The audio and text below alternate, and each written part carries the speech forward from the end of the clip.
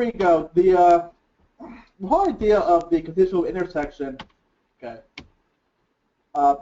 it's really about making our intersection as efficient as possible. And so you're going to hear it called the split left turn intersection. That's the term that Federal Highway is using, but really it's more commonly known as the continuous flow intersection. It's been known as that for maybe about 20 years now. The DLT terminology is pretty new. So even though you're going to see on the screen the split left turn, I'm going to be calling this continuous flow intersection, or a CFI. That's what I'm used to.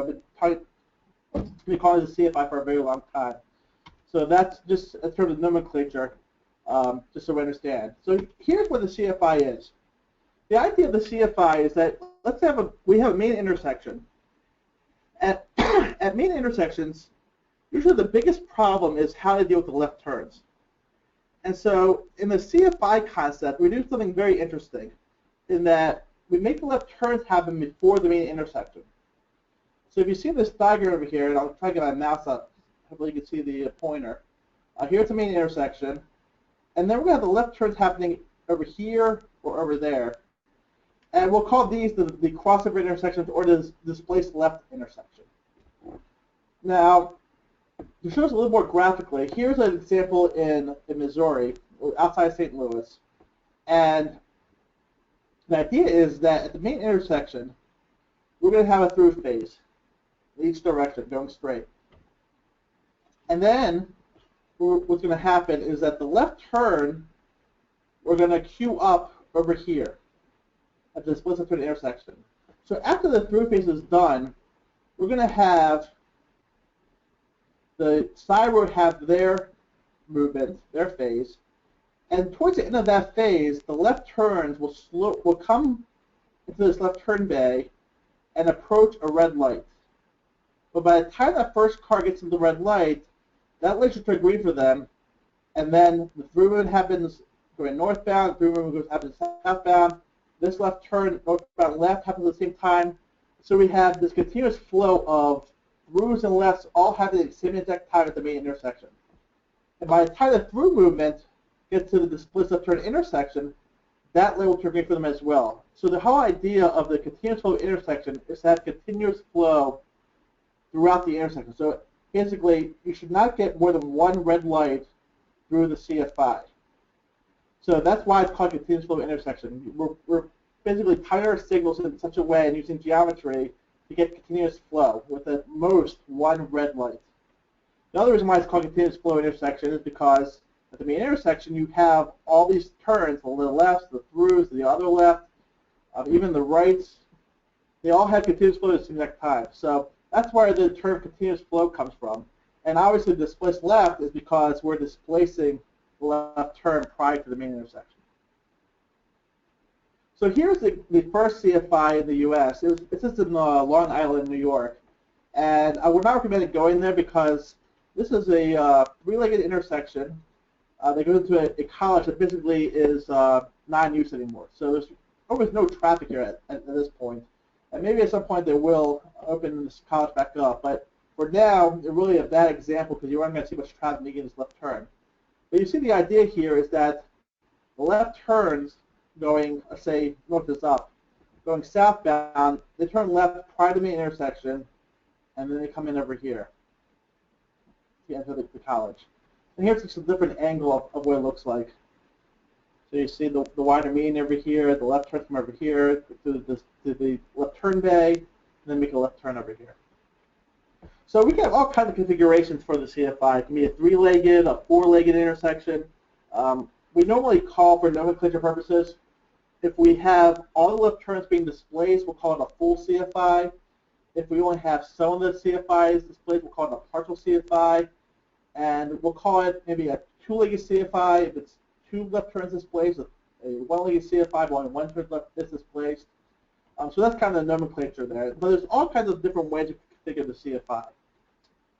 And throughout the U.S., we have the most CFIs right now in Utah. Utah has over a dozen CFIs. But we do have some CFIs throughout the rest of the country. The first one was in New York. That was built in '96. The second one was built 5 years later in 2001. and the third one was built in Baton Rouge, Louisiana in 2006. And the reason why it took so long before these started getting implemented is because there was a thought, or there used to be a thinking that there was a patent on the design. A guy named Francisco Mayer had what he thought was a patent on the CFI concept, and a lot of agencies were very scared to build the concept. But it turned out that he wasn't able to sell the CFI in the U.S., so he's from California and actually went down to Mexico and was able to sell the CFI concept in Mexico. So out of all the countries in the world, Mexico actually has the most CFIs in the world, but the U.S. is starting to catch up now. It turns out, though, that federal highway along with several state agencies went to see how valid this patent was, and it turned out that the patent really was not valid. And in any case, Francisco Mayer decided that he was going to release the patent anyway, so there'll be absolutely no confusion. So the CFI is now available for everyone, and since 2006, we've built probably about 3 dozen CFIs. And when I was in Minnesota last month, I actually saw quite a few opportunities for CFIs. When I drove up to St. Cloud, I went to tour all the diverse interchanges they have in the state, which we have 5 now. And I went up to St. Cloud, going on Route 15, I saw great potential for CFIs over there. So if you're familiar with the 15 corridor in St. Cloud, Minnesota, then that might be some place where you might picture as we go through the presentation where CFIs might make sense. Or if you have another corridor that's kind of similar to that corridor, those are the places where you might be thinking about CFIs as we go through the presentation.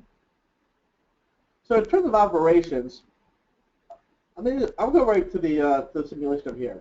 This is a project I'm working on in Florida, and there is tons of traffic over here. The left turn, the westbound lefts, have over 1,000 vehicles in the peak hour. So you see a triple left over here, and you see the left turns being displaced. Now when I start the video, what you're going to see is the lefts, the throughs, and the lefts over here. It's only one lane for left turn on this side. They're all going to go at the same exact time. So let me start the video over here so you see. You push a lot of traffic through this intersection. Now we have a lot of lanes over here. We have 5 lanes westbound, 4 eastbound, a lot of lanes on the side road as well. So there's a lot of traffic over here. And what you'll see is that the side road now, north-south, has the conventional left turn, and they get through the intersection over here, and then they're going to get through face over here. Now watch these guys in the queue. They're getting released while the through phase is still happening. They push the red, but as soon as they get there, the light turns green, and then by the time these cars get over to the split left turn, this queue is clear. So that's the whole idea of the CFI, is you're really using time and space to get the left turns not be critical to the intersection anymore. So it's a very powerful intersection design, and to me, it's really the highest capacity intersection design we have out there. And when we think about CFIs, we're really comparing CFIs versus grade separated interchanges. CFIs are often being used now to save time before you have to go to a grade separated interchange. You see again in this cycle here, the phase is going again, lefts are coming, queues get there, the queue is gone. So hopefully that makes sense to you.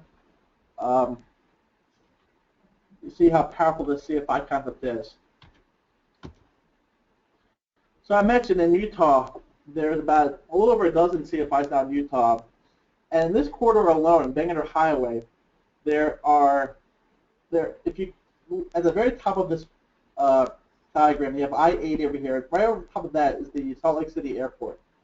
If you go south of I-80, you'll hit a DDI, diverging diamond interchange, and then you'll hit 7 CFIs in a row. And then there's a CFI even farther down the corridor. Now this was done because Bangor Highway is going to eventually become basically the next interstate. You have 215 parallel to the east. This probably eventually become I-415. But they wanted to save some money and time before they went to the bridges, so they decided the CFIs over here in this corridor would be a good way to push traffic through, and it worked very, very well in Utah. We'll show a few more examples. You see a picture below here of one of the CFIs. I'll show you a few more CFI examples in Utah and a few more slides. Now, in terms of safety, we think that the CFI is going to be safer. Not by a lot, but by a little. Really, the point of the CFI is to improve operations, to get more capacity. But we do get some safety benefit, we think, because we are able to go from 32 combo points down to 30 combo points if it's two-legged, 28 combo points if it's four-legged. The idea is that for every left turn displace, you remove one conflict point and 3 other conflict points get pushed away from the intersection.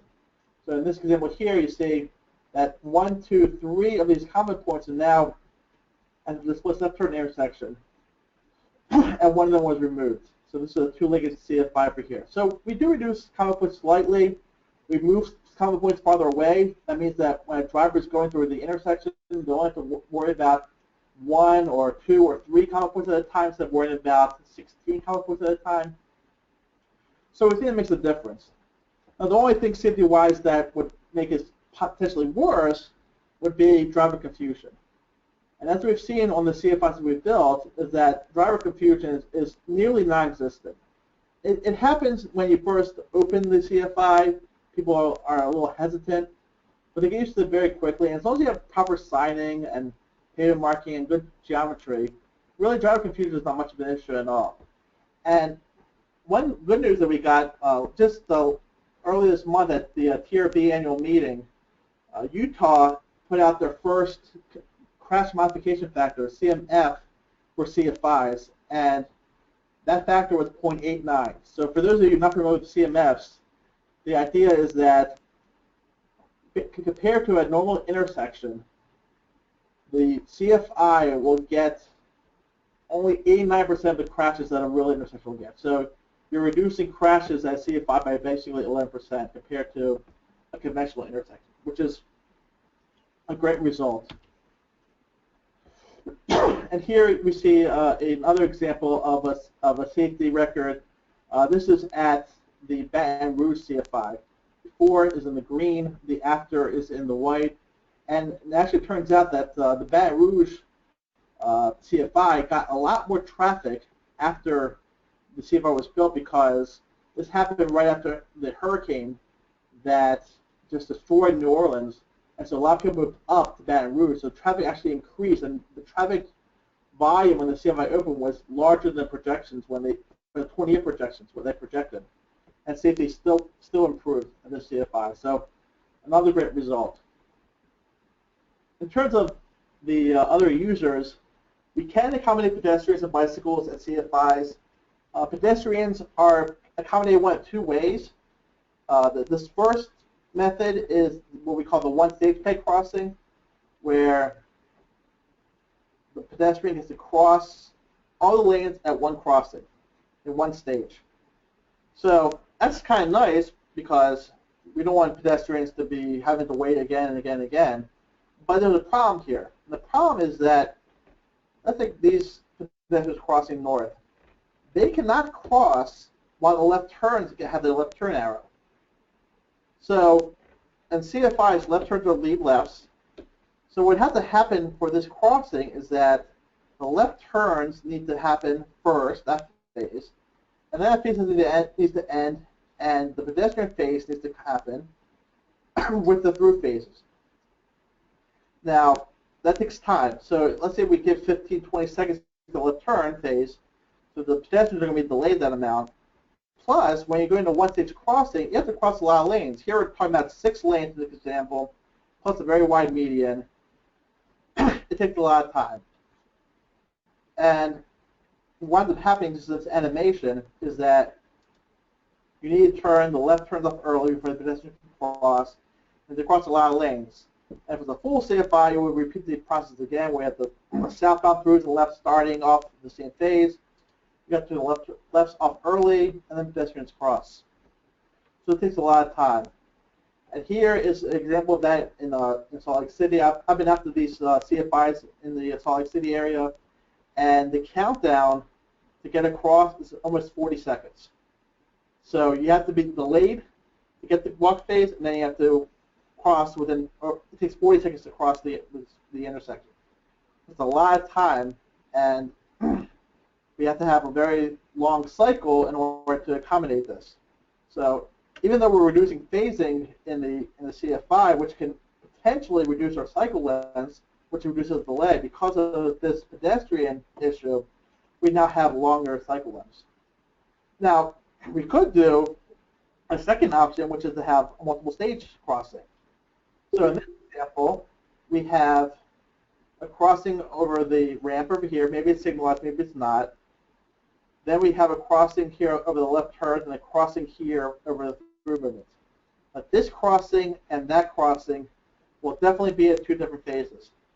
And hopefully they can cross over here as well.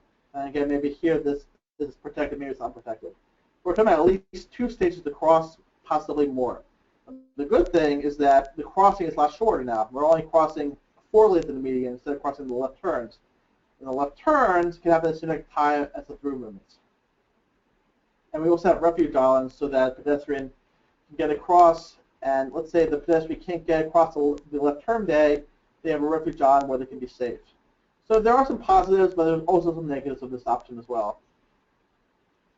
And here's an example. This is a CFI between Cincinnati and Dayton, Ohio, where we have the crossing in the middle. And I've been on this CFI as well, and it actually is very safe. You feel very safe. Even though the left turns up over here and you have a through movement that direction, it does feel very safe to cross because the left turns are happening very slowly, these through movements are happening very slowly, and if you come a little bit later in the phase, there's no left turns anymore. So you're only crossing over here with the through movements, and that feels very natural. So it is a safe option, and it does work. Now, just to advance a little further, I developed a different option where I took the positive concepts of both of these options to create a new option, which I think, in my opinion, and actually as I've shared with others, in the opinion of others, I'm hoping this is the new way we deal with pedestrians and CFIs. The idea here is that I want to have the pedestrians crossing between the lefts and the throughs, just as we saw in the last option. But I want the sidewalk to continue down the median between the lefts and the throughs. And if any of you walked or seen the sidewalks in the DDI, it's a very similar concept. Have the pedestrians walking in the median. And we're not going to get to the DDI, but I've actually seen that it's a very safe option in divergent dominant interchanges to put pedestrians down the middle. So I think that concept can be used on the CFI as well. And so then you only have a 1-stage crossing over here as a shorter crossing, which is really beneficial for pedestrians. Another benefit is that for someone who is visually impaired, having the sidewalk continuing straight as much as possible would actually help from an ADA standpoint. So when I've talked to some people who deal with the blind and visually impaired, they actually use this concept as well. Now I took it one step farther in that I not only displaced the left turns here, but I also displaced the right turns, so that the right turns will come away from the through movements, and then at some point there's going to be a crossing that can be signalized so the pedestrian can get across that right turn bay safely and then into the median to continue their movement. And what this does is that I now have pedestrians being able to cross safely, but I really don't really hurt the traffic operations, because similar to the CFI concept with the timing of the signals, when the main intersection is red, this will be red, and when the main intersection is green, this will be green, but just I'll have a little bit of an offset, so it acts as a one-way street. So I'm not really hurting the traffic movements, but I'm helping the pedestrians as well. And I actually think this concept could be used, not just at CFIs, but could be used at any intersection where you might have a lot of trade movements and you have a lot of pedestrians crossing. So you think about in downtown areas where you have a lot of turns and a lot of pedestrians. There's a big problem in New York City, where I am in Baltimore and Washington, D.C. This is a big problem as well. If we can get that pedestrian to be between the right turns and the through movements, that's going to be a big benefit to both pedestrians and the traffic. So just a concept that I wanted to throw out there for you guys, because the pedestrian issue makes a big difference in how you time the signal. So it's got to be thought of immediately. I believe this concept actually improves the concept that we currently have. I'm hoping to implement this in my Florida project. I'm hoping that others will implement this as well. In terms of bicycles, Really, there's no difference between bicycle options and a CFI and a regular intersection. The right turns and the through movements, as you're seeing on the screen here, are pretty much the same. You get an on-street option or an off-street option. The left turns, we're suggesting for left turns is that the bicycles making a left, they should go to the main intersection. Don't make the displaced left turn the displaced left turn movement, but come to the main intersection, and let's build some bike boxes over here, so that when the bicycle comes, they go through the intersection, and they can store in a bicycle box, and they wait for the next phase in the northbound, and then they continue back into the bike lane. So basically, for a cyclist, it acts as a lag left for cyclists. But it's pretty efficient. They have a nice place there they can store and then get across. So that's what we're suggesting for bicycles. And in terms of bus stops, this is I should have mentioned a lot of these pictures are from the Federal Highway Informational Guide on Displaced Left Turn Intersections, which you can download for free on Federal Highway's website. A lot of information there, but this is the first edition of the informational guide, and so there's definitely some improvements that can be made in them. These are some places, some diagrams where I definitely think there should be some improvements.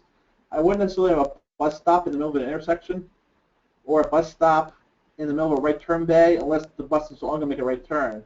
I would probably have the bus stop over here, or have this diagram showing the right turn happening beforehand, or sorry, the bus stopping before the right turns, so the bus has an opportunity to go straight. But we can put the bus stop theoretically on the near side or on the far side. We can have mid-block locations. If all things being equal, probably you want the bus stop to be near side, because on the near side we don't want the split left turn being an issue with the pedestrians getting off or onto the bus. So having a near side far enough away so that the bus can go into the through lane is probably the more ideal place to have the bus stop in the CFI. We also have CFIs where we have a lot of unbalanced volume. Here's an example in Taylorsville, Utah. Just to the left of this picture is the interchange with I-15. And so the major movement over here is to make a left turn, get to the interstate, or coming from the interstate, make a right turn over here. That's the main movement. These legs over here, the east leg and the north leg, really goes into residential areas. Not as much volume as this major movement going to the west and to the south. So the CFI was used here to accommodate this heavy left turn volume. You can see here we have a double left turn lane for the left turns, and we only have a single through lane over here. So, and it works really well. So we can use the CFI to handle situations where our left turns are major movements. Some design considerations to think about. I mentioned how important it is to deal with the spacing of the intersection, the spacing between the displaced left turn intersection and the main intersection. Now, normally we will see in diagrams, as you'll see in the Federal Highway Informational Guide, you'll see this figure right here, 300 to 500 feet between the displaced left turn and the main intersection. Now, that 300 to 500 feet is really what's been typically being used, but it's not necessarily the optimal design. The goal should be to have a vehicle stop no more than once through the CFI intersection. So the way we want to design it is basically 4 steps. Step number 1 is the time as required for the left turns to get to the main intersection, plus the amount of time for number 3, the through movement going the opposite direction to reach the displaced turn. However much that time takes between the lefts coming to the main intersection plus the throughs coming back to the displaced turn, that's how much green time you should be needing for your left turns. And so the queue that's building up on number 2, that should be displaced, that should be cleared by the time the through movements get there. So again, the lefts happen over here, plus the throughs happen over there. That amount of time, let's say that's 15 seconds. That should be the amount of time that it takes for the left turn over here for that queue to clear. That's how we want to design it. Now there's one other factor that we need to consider too, because we want everyone to have continuous flow. We want everyone to get no more than one red phase. So we have to worry about the left turns coming out from the side road as well. So whether it's displaced left or not displaced left, it's really the same issue. We want to make sure the left turns can also get through this displaced left turn intersection. So there's some cases where we might need, let's say, 700 feet between the main intersection and the displaced left turn intersection. But the side road intersection, the side road phase might not need as much time for before the left turn come over here starts again. So maybe because this phase only needs maybe at most 25 seconds, maybe the left turn, not all the cars can get to that displaced left in time before they get a red light. So there is another option, and the other option is that these left turns, instead of making a left turn into the through lane right away and making sure they get the green light over here, if they can't do that, we can have the left turn come into the into the right turn bypass over here, and that way they get to skip the signal over here. It doesn't mean that we have to signalize the right turns, the left turns that conflict, but it does work. And in fact, we don't have one in the U.S., but in Mexico, this is actually the way they design their CFIs.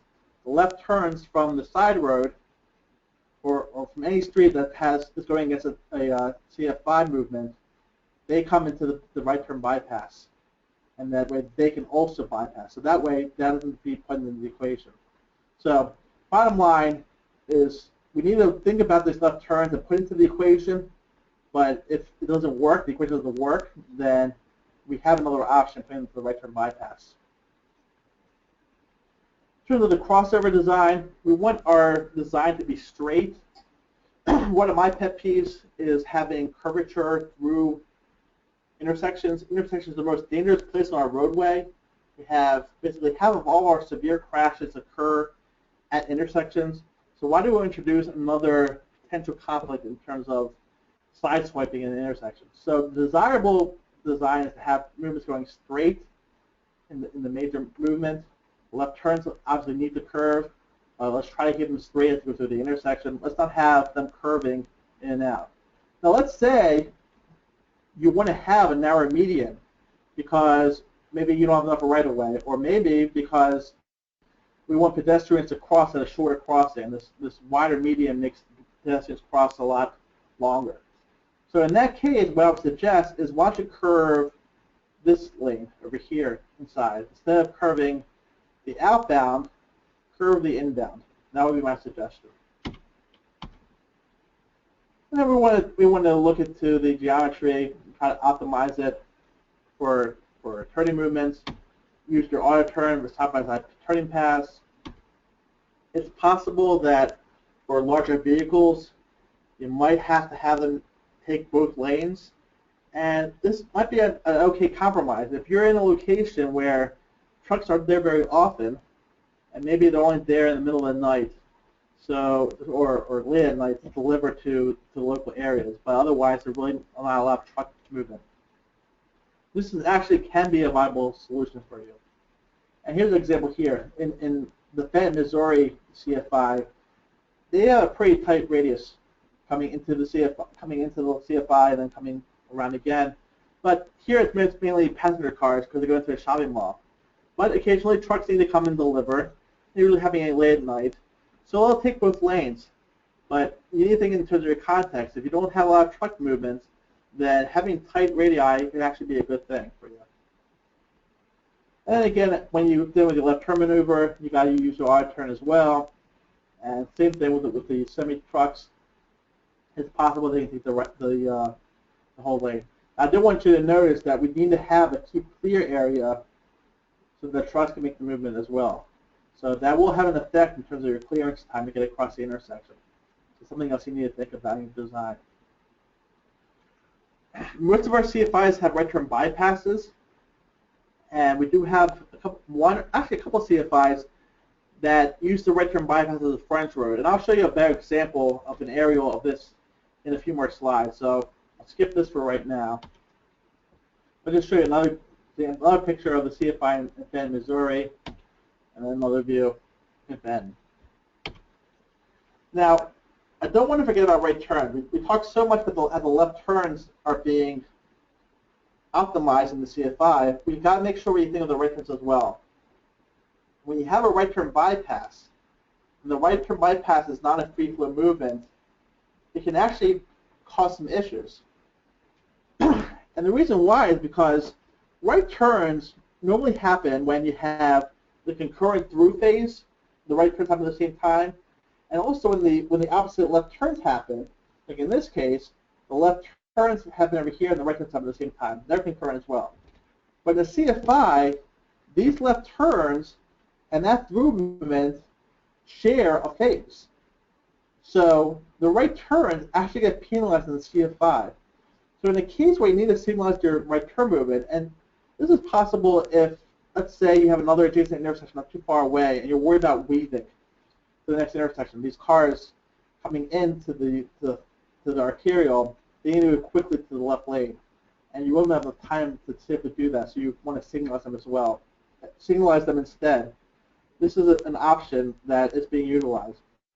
But you might need to have more storage for the right turn. So that's why you'll see in several of the CFIs with right turn lanes that are being signalized, we go from a single to a double right because we need more storage space because the right turns don't get as much screen time as they normally would at an intersection. We got to remember that the right turns can't be ignored. Now we do have a few CFIs, believe it or not, where we do not have right turn bypasses.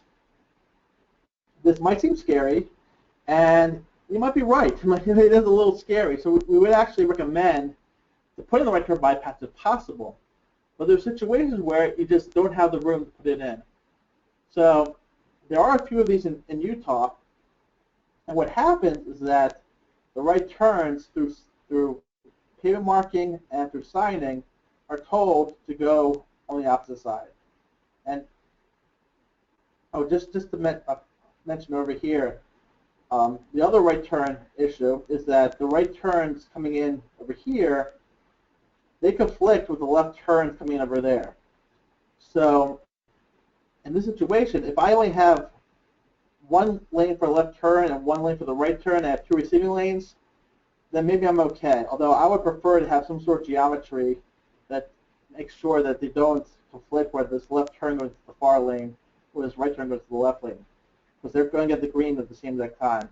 So I'll use some geometry to help that. But let's say you have a double left and a single right, but you only have two receiving lanes. Then we got a problem because we can't have the left turns and the right turns be in the same phase. So that's going to affect your timing as well, where you got the left turns, which are always the lead left in CFI, they're going to turn left first, but the right turns have to be turned off until the left turn clears. And here's a picture of the CFI, one of the CFIs in Utah, which does not have a right turn bypass. You see this building right over here, this parking lot over here into this business right over here, way too close to the intersection. They did not have enough room for the right turn bypass over here. So they had the double lefts coming in, but no right turn. Now, do cars turn right into the wrong way moving sometimes? Honestly, they do. But it's really not that big of a deal. Because what happens when these right turns make a mistake and they come in over here, one of two things probably happens. Or one of two things happens. One is that they get lucky. They make the right turn, the left turn hasn't been turned on yet, they get to sneak through, no harm, no foul.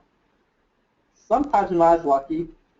They make the right turn, and the left turn starts, as you see over here in this picture. And now the right turn is staring right in front of the left turning vehicles, and they're going to play chicken. Who's going to stop first? Fortunately, the left turns are going very slow because they're making their movement, and the right turns are also very slow. So they have enough time to see what's happening, and there's a mountable curb between the lefts and the throughs. So this right turn just crosses over the mountable curb to the other side, and they get across safely. So although we are seeing wrong way movements a little bit, we're not seeing really any crashes because of the wrong movements. And the CMF that I mentioned was on the CFIs of Utah, which included these left turns, or these CFIs without the right turn bypass. So that's including the data that showed that there was 11% reduction in crashes. So it's kind of proof that even without the right turn bypass, even though yes, it's a little bit more think about it a little less safe, we can still deal with this. It's still not a bad alternative. That's the only thing we can do. Now here's the access management where we have the right turn bypass and a driveway coming right into the bypass. So in this quadrant over here, there's a big car dealership.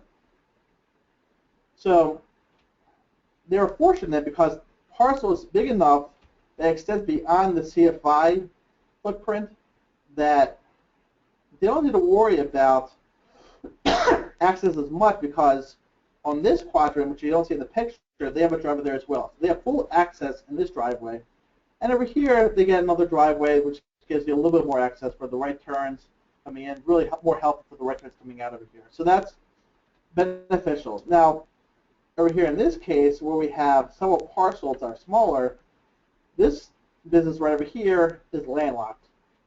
And so a CFI probably would not be the best option over here if we weren't able to give that business access. So in this case, in the Baton Rouge CFI, they put in a service road or frontage road over here so that they would have access. Now here they have enough room, and they actually even have an access road on this side as well. So if you're making a left turn over here, you can actually come across here and not just take a left turn, but you can actually go straight as well. So there's a lot of potential for access over here, and we can make the signals work. Now obviously when the through moves are happening, the right turns can't. So this right turn has to be delayed. But we get the throughs and the left happening at the next time, and it actually works very well over here. Now here we have enough space for access, but in a lot of places, the biggest drawback of CFIs are access issues. And so that's why when I'm thinking about CFIs, I'm thinking about CFIs and corridors where we have really good access management. And that's why I think about Route 15 and St. Cloud as a possible option, because there's no access besides the intersections. So putting in those displaced lefts on 15 would make a lot of sense. Here, where we do have access points, it's not impossible, as you see in this example, but we do need to think about a lot more. Just to wrap up with the signing and pavement marking, the CFI, really the one important message to the driver is the left turns are happening just slightly before you're used to. Now, in general, drivers will be in the left lane to make a left turn prior to get to approaching the intersection. And instead of having a long left turn day for queuing, now we maybe have a short left turn day, and maybe it's brought back a little bit. But we just need to make sure that we sign it correctly so that the driver knows that they're going to make a left turn prior to the main intersection to get to whatever highway they want to get to. So that's really the big signing issue for CFIs, is making sure we communicate the driver correctly. Now the good thing is that with technology, as long as we are able to update our GPSs with where the CFIs are happening, our GPS, if we're not familiar with the area, our GPS is not going to tell us where to make a left turn. And if we are familiar with the area, then we know the left turn is happening beforehand. So this whole issue of unfamiliar drivers or driver confusion is really becoming less of an issue as we advance in time, because we have the GPS now available for the unfamiliar drivers. We're going to have vehicle-to-vehicle communication. We actually already have that, but we're going to start implementing that. So the whole driver confusion issue really is going to go away. Doesn't mean we shouldn't be designing these properly for geometry and for signing, for striping, but it's really less of an issue. But this is the one signing issue that you need to focus a little bit more on than you would in a regular intersection.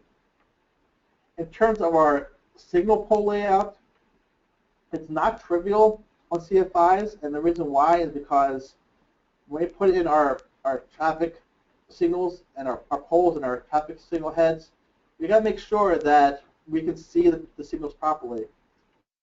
We want to make sure that the driver has a proper decision sight distance to see the signals. We want to make sure that the poles are not blocking the signal heads, which can happen at some point, at some locations. So in locations where that's an issue, we might need to have a single signal head over here as a supplement signal to make sure that a driver knows when they're getting the red and the green indication. And we can do angled arrows. You can do left turn arrows. I see even some CFIs where they have the green ball. So it really just depends on how your geometry is working to get it aligned properly. And then I mentioned about the keep clear for the trucks over here. Now in Utah, this is an example in Utah, they don't like to have staggered stop bars. Now if I remember correctly, in Minnesota you did have staggered stop bars. I don't know if in the Dakotas they do staggered stop bars, but my recommendation is that if you can do staggered stop bars, do it, because this keep clear zone is very, very big. And if we can have these cars with through movements be a little bit closer so that we don't have much clearance time, that actually will make a difference. We can actually save a couple of seconds in our signal time because of that. So my recommendation is to have staggered stop bars if possible, but make sure you have enough clearance so that they don't get across. They don't get caught up with little trucks and trying to make a left turn. So that's basically the summary of the CFI. I wanted to leave a little bit of time for questions, but hopefully you saw some of the safety and operational advantages. You can describe some of the conditions for considering the CFI. I do want to mention also to the costs that CFIs, when you compare it to a conventional intersection, yes, they are more expensive. They do take up a little more room, and there are more traffic signals, so it is more expensive. But when you compare CFIs to other alternatives, most of the time you compare them to grade separated alternatives. And in that case, there's a big difference between the alternatives. In the Utah example, the CFIs cost them, in a scale, basically about $3 million per intersection, versus if they had to do a interchange, it would cost them $30 million. So we're talking about a 90% difference in cost between the CFI and interchange. So where you really want to look at the CFI is places where I think I'm going to need the interchange, and is there anything else I can do to stay at grade?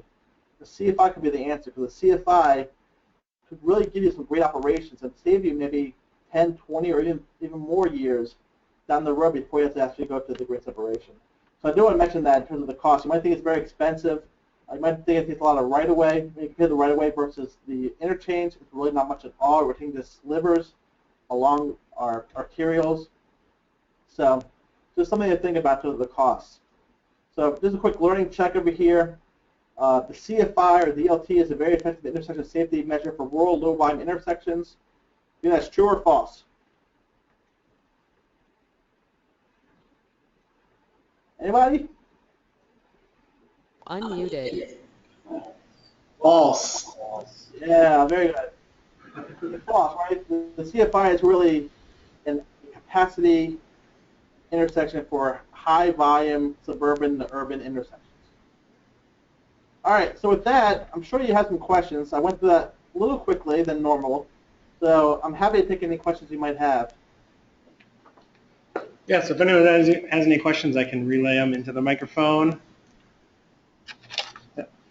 Nighttime operations, you require lighting at the intersections? I can see headlights coming on both sides as you're driving.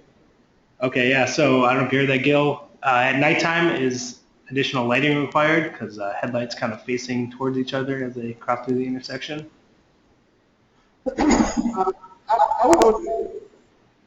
would always recommend to light your CFIs. The headlight glare issue, it's not really much of an issue. It's really, the thing about, it's really about two left turns that are, if you think about a normal intersection, you have a left turn opposing another left turn, and the headlights are right in front of each other. That's really an issue with headlights. So the headlight glare issue is really not an issue, but I would suggest to light your CFIs. For snow maintenance, there doesn't seem to be anywhere to haul snow. Yeah, so these are pretty complicated intersections. How do snow maintenance operations work out there? Where do you put all the snow? Yes. So last month when we presented in Minnesota, that was the big concern for everything. What do you do with the snow? And then when you have a blizzard where we got maybe 3 feet of snow, there's not much you can do. But when you have 55 inches, then, I mean, you're going to do what you're doing on a normal roadway. you're going to have snow shoved to the side. In places like Minnesota and the Dakotas, you're going to need some place to store the snow. So you might need more width between the left turn bypass, the left turn bay, and the through movements to store the snow. You got to think about your sidewalk as well. But and it's going to take a few more passes to get the snow out. So it'll be a little more of a headache for the maintenance people. But the argument that we try to make is that even though it does take a little more for snow maintenance, and you definitely need to think about the design for snow maintenance, in the end, it's still going to be worth it for you. Are there any rule of thumb volumes for the left turns and the opposing through movements where you would start looking at a displaced left turn versus a regular intersection? Yeah, so any rule of thumbs for the volumes needed for the left turns and the throughs where you would start to consider one of these intersections? I'm not very big on rule of thumbs because I think we get caught up on them, and then we start missing options. So just in general, it's going to obviously depend on how many lanes you have. So if we're doing an analysis of an intersection, and we got quite a bit of left turns that are really creating problems of being critical to these signals, then CFI could be an option. So let's say we have like 400 left turns making a left at an intersection per hour, per rush hour. And we have a couple thousand, let's not go that far. Let's say 50 we actually have a few thousands every in Florida and the East Coast, but you don't probably have that problem in Minnesota. So where you have enough conflict where the left turns can be beneficial to separate from the being critical of the signal, that's where you want to really consider it. Now, I didn't mention about tools, but the highway capacity manual will be coming out with their new version. It was supposed to be the ACM 2015, but they didn't get it done in time. So it's going to probably come out closer to late spring, early summer, from what I understand. And the highway capacity manual will have a way to evaluate CFI. So you'll be able to very quickly plug in the numbers. Until then, Federal Highway has a tool called CapX. You can download that for free as well, where you can plug in the numbers into the CapX tool. It's basically an Excel spreadsheet, and it'll give you a rough estimate of how the CFI will work. It's not bad as a starting tool. It does give some false readings, but it's something that you can play around with. It's called CapX, so CAP-X. So just do a search, Federal Highway, FHWA, space CapX, or talk to Jim after the workshop if he's still there. All right, with that, we are going to wrap it up. So thank you very much, Gil, for presenting.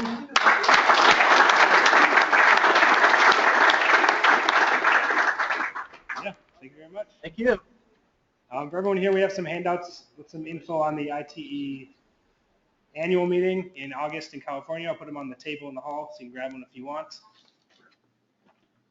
I just wanted to thank everybody for being here today. This is great turnout for what's usually, we have good years and bad years for this event here at Kaufman, and this is definitely a good year from based on the number of faces in the room. Our next meeting, I do not believe we've set a date yet, but we do believe it will be a breakfast meeting at Jack's Cafe. I don't want to divulge the topic until we get it pinned down, but I hope to see you all there. So thanks everybody for coming.